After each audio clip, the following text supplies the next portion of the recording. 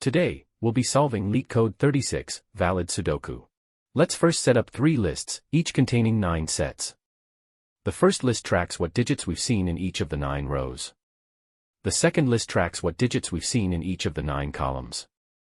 And the third list tracks what digits we've seen in each of the 9 3x3 boxes. Now, we'll go through each cell in the board using 2 nested loops.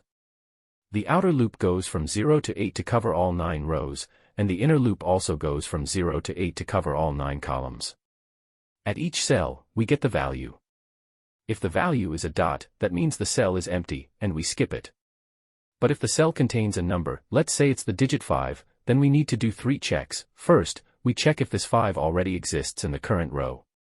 Second, we check if it already exists in the current column. Third, we check if it already exists in the current 3x3 box.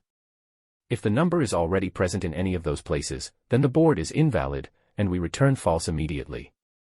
Now let's talk about how we calculate which subbox the current cell belongs to. The board is divided into 9 3x3 boxes, like a grid of boxes. We number them from 0 to 8, going left to right, top to bottom. To calculate which box a cell is in, we take the row index and divide it by 3 using integer division.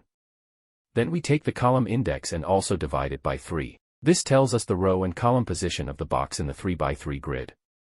To get a single index from that, we multiply the row part by 3, then add the column part.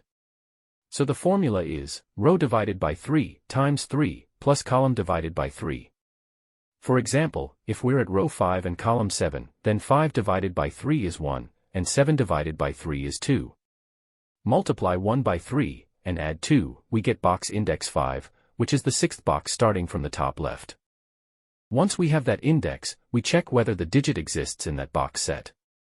If the digit isn't in any of the row, column, or box sets, we add it to all 3, because we've now seen that digit in this row, column, and box. We continue doing this for every filled cell on the board. If we make it through all the cells without finding any duplicate digits, then the board is valid and we return true.